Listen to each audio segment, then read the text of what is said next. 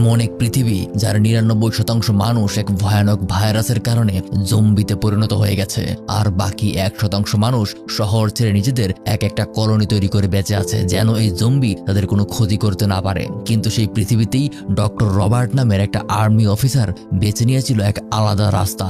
New York শহরের সেই ভয়ানক জম্বিদের মাঝেই সে শুরু করেছিল নিজের গবেষণা। জম্বিদের একটা দুর্বলতা আছে, যেটা হলো সূর্যের আলো। তাদের শরীরের চামড়া এতটাই পাতলা হয়ে যায় যেটা সূর্যের আলো থাকায় সামান্য তাপটাও সহ্য করতে পারে না। তাই দিনের বেলায় সেই জম্বিগুলো শহরের বিভিন্ন অন্ধকার জায়গায় লুকিয়ে থাকতো, আর রাত হলেই তারা শিকার করতে বের হতো। তাই রবার্টের প্রতিদিনকার রুটিন হলো দিনের বেলায় তার পোষা কুকুর স্যামকে নিয়ে খাবার জোগাড় করতে বের হওয়া, আর রাতের বেলা তার নিজের গবেষণা চালানো। এভাবেই পার হতে থাকে দিনের পর দিন। তবে একবার সে তার ওষুধের এক্সপেরিমেন্টের জন্য একটা দুর্বল জম্বি ধরে নিয়ে আসে, আর সেটাই হয়ে যায় তার জীবনের সবচেয়ে ভয়ানক অধ্যায়। শহরের লক্ষ লক্ষ জম্বি একসাথে তার গুপ্ত ল্যাবে আক্রমণ করে, যেখান থেকে বেঁচে ফেরা প্রায় অসম্ভব। ২০০৭ সালে এমনই একটা গল্পের উপর রিলিজ হয়েছিল একটা চমৎকার সিনেমা যার নাম আই অ্যাম লেজেন্ড।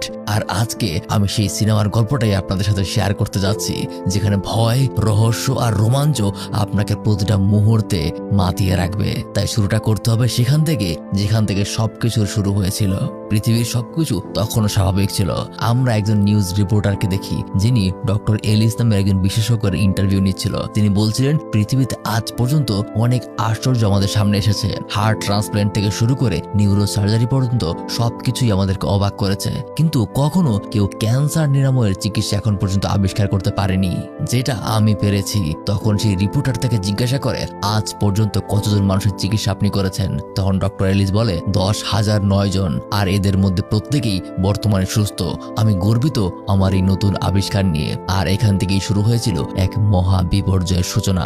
ঘটনা সেখান থেকে ২ বছর সামনে এগিয়ে যায়। নিউ ইয়র্কের সকল মানুষ তাদের শহর ছাড়তে মরিয়া হয়ে উঠেছে, কারণ শহরে এক নতুন ভাইরাসের দেখা পাওয়া গেছে, যেটা খুব দ্রুতই বাতাসের মাধ্যমে ছড়িয়ে পড়ছে। আক্রান্ত হওয়ার কয়েক ঘন্টার মধ্যেই বেশিরভাগ মানুষ মারা যাচ্ছে, আর কিছু মানুষ সার্ভাইভ করতে পারলেও তারা মানসিক ভারসাম্য হারিয়ে এক উদ্ভট জম্বিতে পরিণত হচ্ছে, যেগুলো হিংস্র জন্তু জানোয়ারের মতো মানুষের উপর ঝাঁপিয়ে পড়তে শুরু করেছে। এখনো তাদের সংখ্যা খুবই কম, কিন্তু এইভাবে চলতে থাকলে ভাইরাসটা সবাইকে নিজেদের আয়ত্তে নিয়ে ফেলবে। তাই মানুষজন তাদের শহর ছেড়ে পালাচ্ছে।